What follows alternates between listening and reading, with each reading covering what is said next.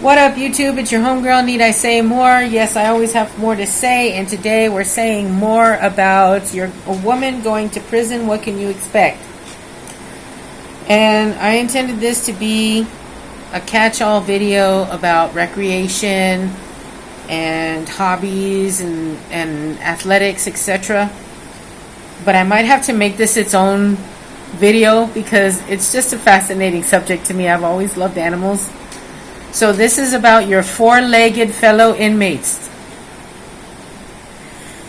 So if you get sent to a work camp that is outside, I went to Carswell, right? This is in Fort Worth, Texas. Very hot in the summertime, very hot. You will find that the wildlife has adapted to your presence in a different way than it does in the city. Because you lived in an enclosed community of very lonely women with not a lot to do. So like I mentioned in my last video, part 2 of this series, that I got yelled at for feeding a squirrel. And that, did I say that? Oh, I better go watch it again. I don't even know. But yeah, I got yelled at for feeding a squirrel one time at the back of my room. You know, and I didn't think anybody could see it next year. So I got in trouble. I got yelled at, that's all. But I saw armadillos. I saw many raccoons. There are mice. We all have to struggle with catching mice. This place you're in is going, if you go over to Carswell, is going to look like a Motel 6 because it was a BEQ that became a Motel 6. This is all on Carswell Air Force Base. And then they turned it into a women's prison. A los antepasados.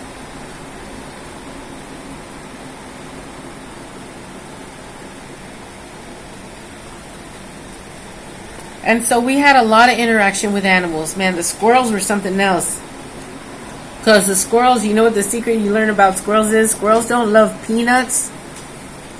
They love peanut butter. They love peanut butter. They won't even take the peanuts. You buy a whole bag.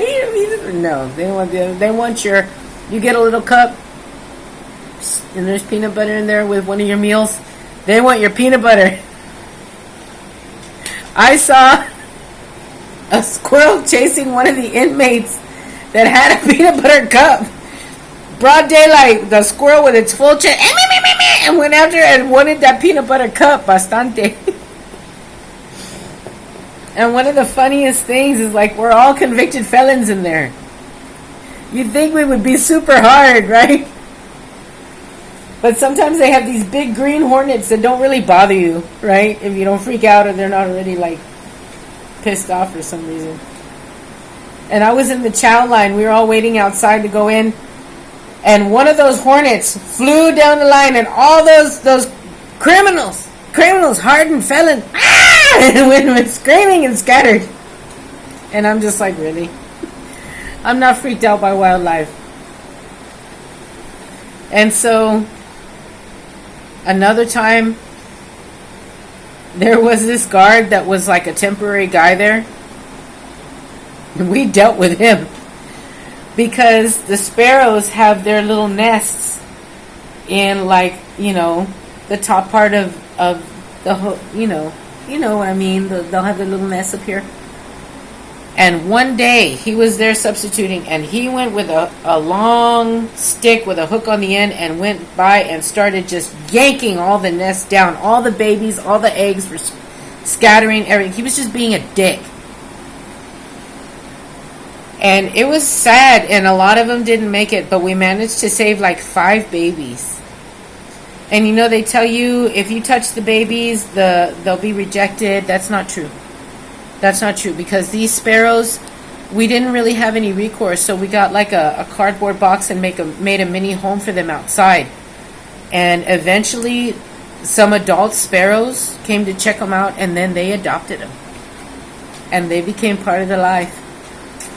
And so, yeah, they're super cool. And the women, the females more than the males. In the bird species, the more brilliant colored ones are the males, right? The females, if you're real patient, I could even get them to come and take things from my hand, because you have very little to do in there. Did I mention that? Other than reading. And so there was that, and then there was one chick who adopted a bird and kept the bird in secret in her room.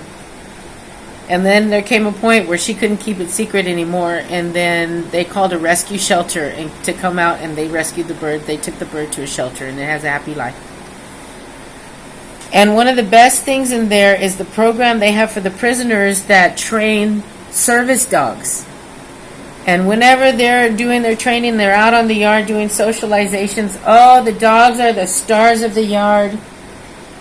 Everybody, they just have the best life out there, right? And then there was one time I was upset about something, I don't remember, but it was after dark already, and I was out at the bleachers, like past the track, crying by myself, sitting on the bleachers. And this is where wildlife and me have always connected. It's always done something for me emotionally. But I heard a rustling, and I looked up, and there was an entire herd of deer walking. How far away from me? I'd say like 6 or 7 feet away. Probably 7 feet away. And the buck, it was in the season. They were in the season. The season is the reason. And there was a buck, and there was at least like 12 or 13 of them. And they crossed the same route every night. We all waited to watch the deer cross, and I didn't realize it. And then I looked up, and they were all there. And instantly, boom, I forgot about my problems. Because I was like, oh, are they going to hurt? Because deer can hurt you. And boy, they stunk. They smelled gamey. Tis the season. But I just kept real still, and then the bucks kept walking real slow and kept an eye on me, and then the others started walking behind him, and then they took off, and I was like, okay. But yeah, that's as far as I can remember, that's all the experience with animals. We live by a lake. It's very pretty. It's a beautiful setting. It's almost going to feel like going to, if you have a certain mindset about it, you can look at it like going to camp. If you can get along with the other chicks there. I mean, it's not too rowdy there. But once you settle in and the newness wears off and you see that prison's not so bad and you need to settle into a routine, then you're going to look into hobbies and athletics. And like I said, there's a track around a base or a softball diamond that's by the lake, and so sometimes they did have softball games. I think I saw like 2 while I was there, and I was there for 7 months. And there's a gym with weights. There's no pool, but there is another side where you can go and you can rent videos or board games and cards, and you can go play over there. You can take the board games out, but you have to bring them back in, I think. Don't quote me on that. There's a library. I read a lot of books. I donated a lot of books to that library. So, and I got real good at reading, real fast. My speed reading kicked up real big. And because I had never run before, how old was I when I went? 41? This was 10 years ago. I had never been able to run on shin splints or whatever, but there's nothing to do, and so I kind of got into it, and I got in good shape, and when I got out, I could run 6 miles, so like basically a 10K, and I never thought I could do that. And then they send you to the halfway house where you can barely do anything, and you can't do much running except in a parking lot, and you might lose that. But if you lift weights, you could probably keep up with that. Lifting weights is cool too.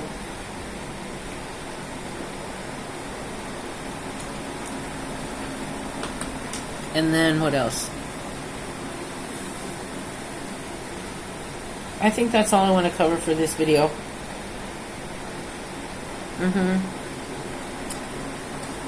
Just know you're not supposed to feed the animals, but we do it. Us animal lovers, we can't help it.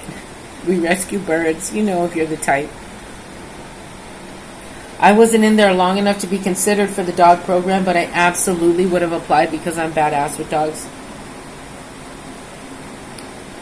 And yeah, that's it. So I'm uploading all this series. This is a part 3. I'm going to keep going. You're a woman going to prison. What can you expect? For other women out there who might experience this and who might go through this. So this is not really necessarily content that's about the latest thing here in Hip Now and what's going on and Tim Walz. But I hope this will be a reference for any sister that needs it, you know.